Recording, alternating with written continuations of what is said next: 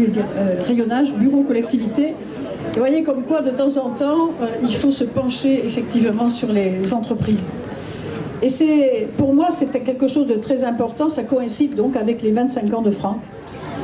Et j'ai regardé un peu le parcours. Et c'est assez extraordinaire de voir que très tôt, Franck Argentin et ceux qui étaient avec lui ont réalisé que ce design qui débarquait, personne ne savait au départ ce que c'était que le design, qu'est-ce que c'est que ce mot qui débarque. Il a saisi tout de suite l'importance de ce design. Et il a démarré il y a 25 ans, comme quoi l'histoire est une boucle, parce que Franck Argentin a démarré il y a 25 ans à Nîmes avec Philippe Starck. Et pourquoi je dis que l'histoire est une boucle? Puisque dans pas longtemps, ici nous sommes dans l'immeuble, dans ce magnifique immeuble fait par Jean. Dans pas longtemps, vous le savez, vous allez avoir devant vous un plan d'eau à peu près de 1000 mètres carrés. Et de l'autre côté, vous avez donc un designer. Ici, c'est un architecte qui fait un bâtiment du design. Et dans pas longtemps, de l'autre côté, Philippe Starck va faire un bâtiment. Et donc, l'histoire, 25 ans après, quand même, on dit qu'il n'y a pas de hasard. Et moi, je suis très contente parce qu'il y a fort longtemps que je considère que l'architecture et le design, pour moi qui ne suis absolument pas de la profession, il y a très très longtemps que je considère que le design, c'est pas uniquement un bel objet, et Dieu sait si c'est important, d'avoir un bel objet agréable à regarder, une magnifique, c'est vraiment de l'art. Ce n'est pas que du confort, ce n'est pas que de l'agrément, c'est aussi de l'art, le design. Le design, c'est très très beau. Moi, il y a très longtemps que je suis vraiment agréablement surprise par les lignes du design, parce que c'est non seulement c'est beau à voir, mais en plus, pour moi qui suis médecin, qui suis très sensible à l'ergonomie, vous vous en doutez bien, ben, sachez que ces fauteuils du design, non seulement ils sont beaux, mais ils peuvent aussi vous éviter d'avoir de temps en temps quelques tours de rein, ce qui n'est pas plus mal. Donc le design est quelque chose d'extraordinaire. Et le lien, pour moi, le lien entre l'architecte et le designer me paraît d'une évidence, me paraît évident. Et il y a très longtemps, je peux vous dire que depuis 2004 que je suis maire, j'ai demandé à mes équipes, mais faites, réunissez-moi le design et l'architecture. C'est tellement, pour moi ça me paraissait évident. Comme quoi de temps en temps il faut être en dehors d'une profession pour voir ce qui vous relie les uns aux autres. Et donc je suis très contente. Et la ville de Montpellier est très contente d'avoir accompagné Franck dans cette démarche. Il faut savoir que dans pas longtemps, en France, on va avoir une tournée des designs. Il y a des villes qui se réunissent, 4 villes vont se réunir. Chaque ville aura une semaine et on vous en parlera un peu plus profondément. Vous allez avoir des événements importants. Chaque ville aura une semaine de design. Et ça va être une tournée en France. Donc je crois que c'est un événement pour moi très important. Et je sais que Jean a dit, je suis un architecte designer. Et moi je peux vous dire que c'est vrai. Puisque dans le fond j'ai la chance d'habiter le premier bâtiment fait par Jean. J'ai cette chance-là. Et j'ai aussi la chance d'avoir un mobilier designé par Jean. Donc c'est vrai, Jean Nouvel, à travers cette démarche, à travers ces bâtiments qui peut paraître, ce cube de Jean, qui peut paraître des fois sévère, vous découvrez derrière l'artiste sensible aux formes, sensible effectivement à cette beauté du mobilier, sensible à ce qui au départ fait le design. Et personnellement, je m'en félicite. Je voudrais aussi dire que je sais qu'il y a Nicolas Crégu et Laurent Duprat, je ne voudrais pas me tromper, Duport, excusez-moi, parce qu'avec l'obscurité, je ne voyais pas très bien, qui sont associés bien évidemment avec Jean, et c'est pour moi très important. Donc vous voyez, aujourd'hui, dans cette avenue que j'ai appelée Raymond Dugrand, cette avenue qui, vous le voyez, au fur et à mesure évolue, cette avenue qui, cette année, vous savez, le New York Times nous a situés dans les 45 sites à aller voir de par le monde. Et dans les 45 sites, on cite bien évidemment la mairie de Jean Nouvel. Et je peux vous dire que tout au long de cette avenue Raymond Dugrand, petit à petit et progressivement, je vous ai parlé de l'immeuble de Starck qui rejoint le début de l'histoire d'il y a 25 ans, tout au long, cette avenue va devenir une magnifique avenue de Montpellier. Et ici, Vous allez avoir, vous le savez, le parc Georges Charpak. Et plus tard, vous allez avoir la cité du corps humain. Cette grande cité, et je me tourne vers les grands archis qui sont à mes côtés, le grand architecte qui est à mes côtés. À la fin de l'année, on va lancer le concours de cette cité du corps humain qui sera au fond du parc Georges Charpak. Voilà, cette ville grandit, mais ce qui est important dans une ville, c'est non seulement de la faire grandir, de la voir évoluer, de la voir s'étendre, mais aussi, j'allais dire, moi qui suis médecin, de soigner les quartiers en difficulté, de rénover, de réhabiliter, de détruire, de reconstruire. C'est ça une ville. Une ville, c'est un être vivant, c'est un être qui grandit, c'est un être qui se transforme, un être qui évolue. C'est l'âme d'une ville. Et l'âme, elle est là, grâce à des grands noms comme Jean Nouvel, grâce à Franck. L'âme d'une ville, c'est l'architecture. Et merci à vous tous.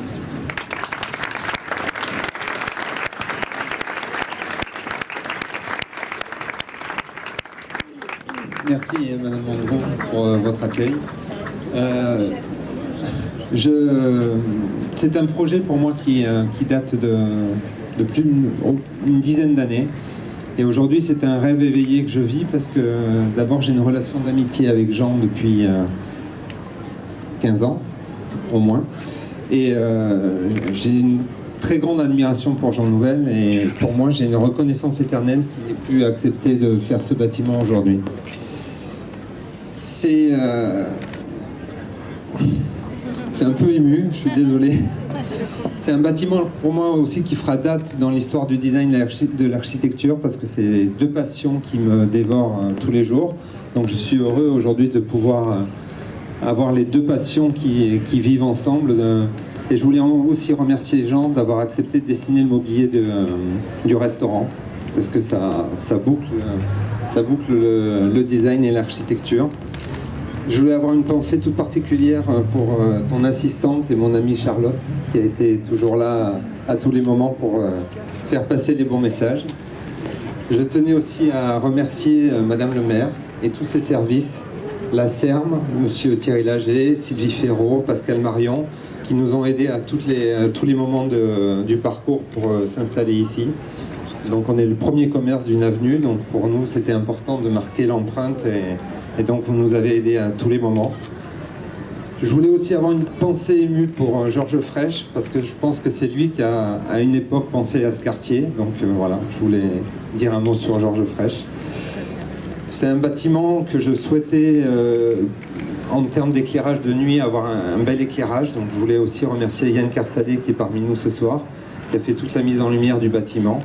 Ce bâtiment qui à terme va se refléter sur un futur miroir d'eau. Donc ça pour nous ça va être aussi un grand événement à partir de février l'année prochaine. Donc ça c'est aussi quelque chose d'important pour nous parce que ça va donner de la vie au quartier et ça va donner la prolongation de l'avenue. 4 ans, il a fallu 4 ans pour, entre le moment où Jean est venu à Nîmes avec une petite maquette et l'ouverture en juin de cette année. C'est 4 ans d'abnégation, 4 ans de doute, 4 ans de joie. Je vous souhaitais associer à ce succès mes parents qui m'ont toujours soutenu à tous les moments, ma femme Florence et mon fils Victor qui ont vécu toutes les périodes de l'ouverture après à tous les moments du chantier. Donc c'est pas que des moments simples, donc je les remercie encore aujourd'hui. Je voulais aussi donner un grand merci à toutes les équipes RBC qui nous ont soutenus tout le temps et par leur investissement et par leur temps passé. Remercier Tristan Lonner qui est le responsable du lieu, qui a suivi la fin du chantier jusqu'à l'ouverture. Remercier les éditeurs qui ont participé aux implantations, aux choix et à la réalisation finale du lieu en scénographie. Un lieu pareil n'aurait pu aussi aboutir avec un tel niveau d'exigence et de qualité sans les entreprises que je félicite ce soir, les bureaux d'études, les économistes, les architectes, les OPC. Je voulais avoir une mention toute particulière pour Laurent Duport, qui est juste à côté. Laurent, qui a 100 ans d'investissement, je pense qu'on n'aurait jamais abouti à ce niveau de qualité. Laurent avait un seul but final dans ce projet, c'était de ne pas décevoir Jean. J'espère que Jean est content du résultat. On verra tout à l'heure. Donc voilà, ça c'était les remerciements. Donc pour moi ce projet c'est un projet unique. C'est un projet où la qualité, l'innovation doivent être présentes, qui montre que le design bouge en France et en province et est présent maintenant dans notre quotidien. Donc c'est un lieu que je rêvais pluriel, où les activités pouvaient être en connexion. Donc une librairie, de l'objet, du mobilier, un lieu qui doit vivre avec la ville. Donc pour nous c'est important parce que la librairie c'est un poumon culturel dans le quartier. Un lieu pour les architectes, un lieu de signature aussi pour des livres, un lieu d'exposition pour des cultures, sur la culture du design, de l'architecture et de la gastronomie. Pour parler de la gastronomie, j'ai eu la grande chance de rencontrer et d'être ami avec Olivier Metzger, qui connaît beaucoup de monde dans le monde de la gastronomie et qui a eu la chance un jour de me faire, l'honneur et la chance de me faire rencontrer Pascal Sanchez, qui est là ce soir. Pascal, merci d'avoir cru dans mon projet, parce que je pense que c'est important d'y avoir cru, parce que Pascal Sanchez a été chef chez Pierre Gagnère pendant 16 ans. Il était à Las Vegas, donc il est revenu en France, et en ce moment, c'est plutôt l'inverse. C'est plutôt les Français qui partent à Las Vegas. Donc là, on a la chance d'avoir un ex-américain en France. Voilà, je vous souhaite une très très belle soirée. J'espère que le lieu vous plaira. Et je cède la parole à Pascal.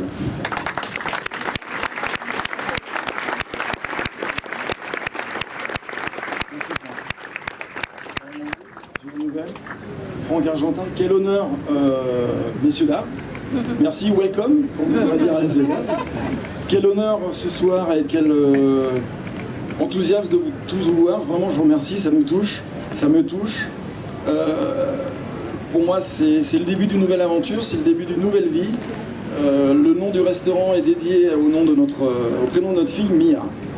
Et je remercie vraiment ma famille pour leur support, ma femme, ma sœur, tous les gens qui nous ont aidés, notre ami en commun, Olivier Metzger, pouvoir arriver et exister dans cette belle ville qui est pour moi un dynamisme fou, une vraie créativité, c'est vraiment ce que je voulais, c'est ce que je recherchais. Et quand je suis venu, on en a parlé ensemble l'année dernière, j'ai senti que j'allais pouvoir me poser à Montpellier et faire partie, je l'espère, à mon niveau des acteurs qui apportent un dynamisme à cette ville. Il y en a beaucoup et j'en suis séduit, vraiment j'en suis séduit.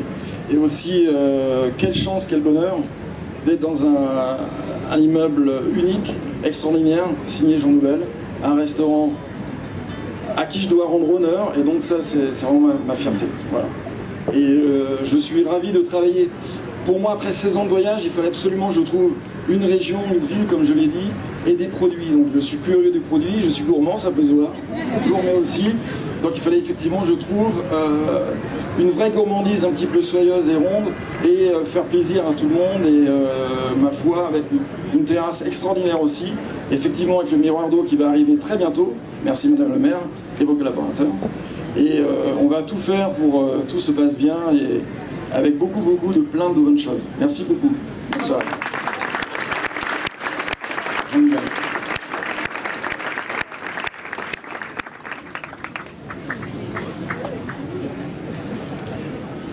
Chère Hélène, cher Franck, chers amis, c'est toujours une grande émotion, vous le savez, pour un architecte, que d'ouvrir un bâtiment, que de l'inaugurer, que de le voir entrer dans la vie, que de le voir avec les premiers visiteurs. Et quand Franck m'a parlé de ce projet, c'était pour moi une énorme surprise. Et la première chose que je lui ai dit, d'accord, alors après le grand bleu, on va faire le petit gris. Et j'ai pensé en même temps, Hélène, que la ville se fait comme ça. C'est-à-dire qu'il faut dire merci à Franck pour enrichir la ville de Montpellier. Et Franck est un stratège quand même, hein, parce que pour aller dégoter ce point-là, c'est de l'acupuncture. Hein. C'est-à-dire que quand on voit, quand j'ai commencé à comprendre où j'étais beaucoup plus excité encore.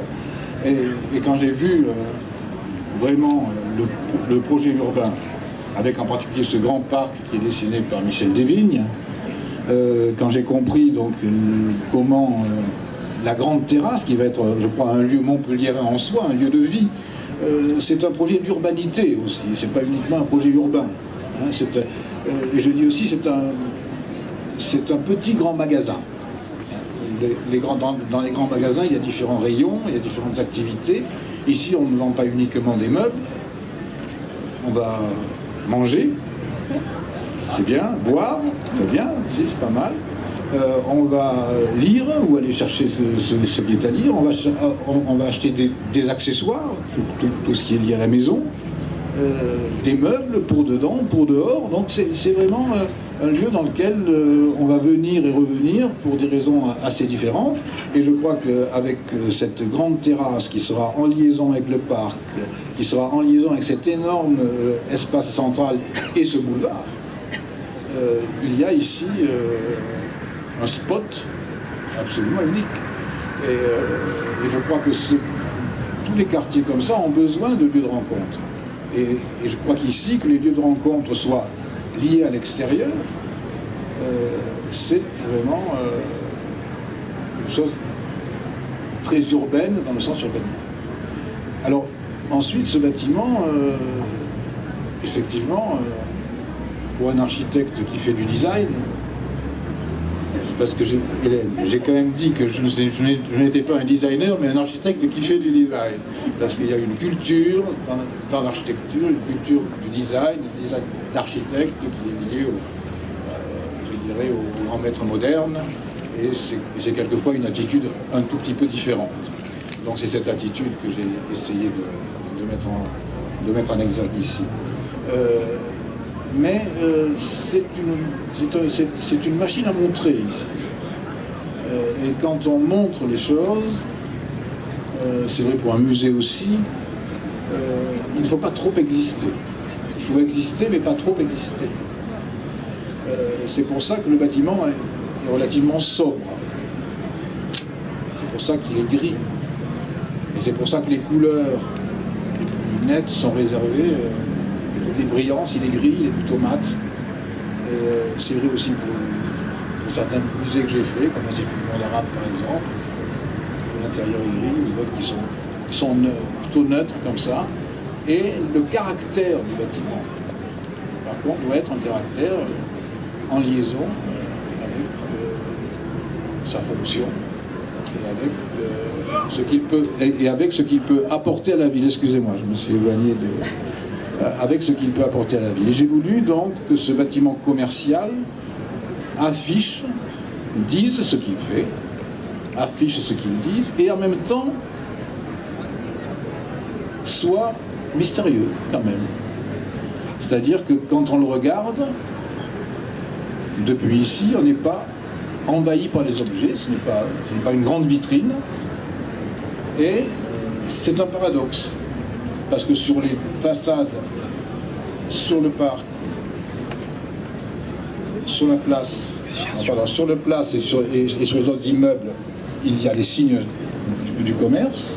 Et quand on est sur le boulevard, il y a les objets du commerce. Il y a les symboles seuls, il y a les présentoirs qui sont des petites terrasses et des vitrines. Et par contre, il n'y a pas un seul mot.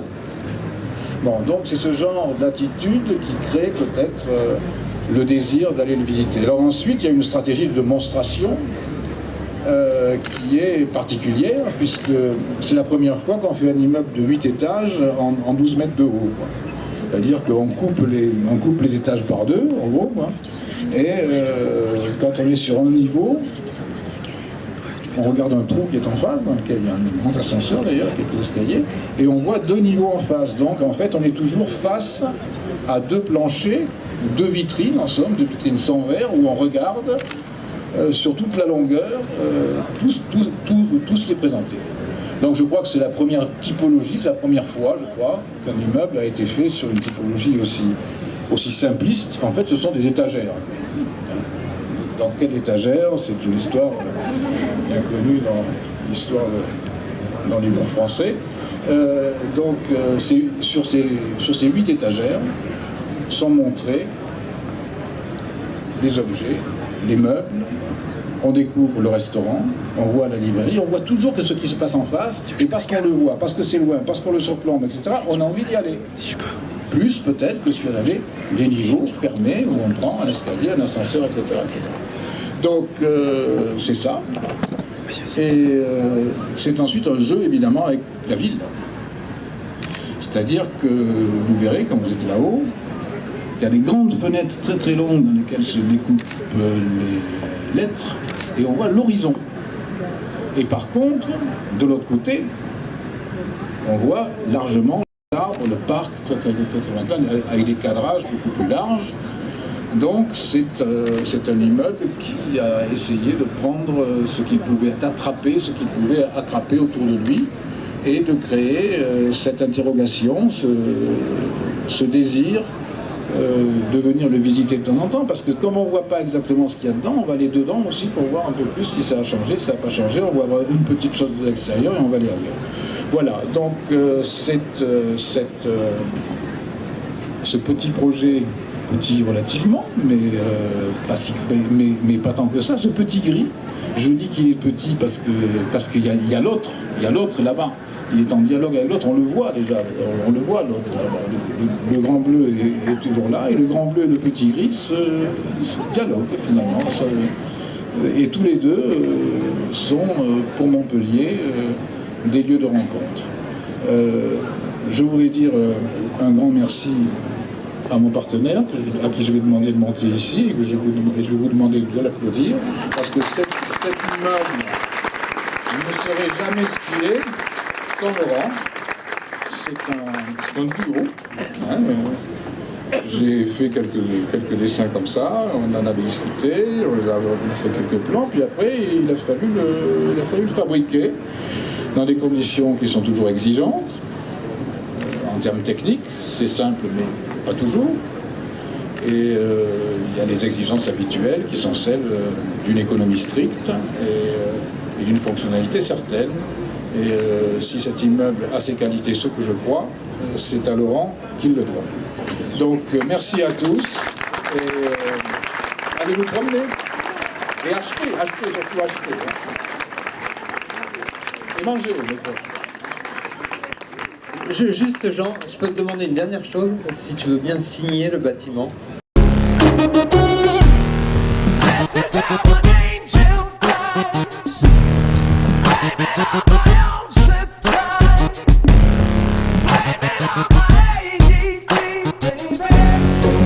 Baby, baby.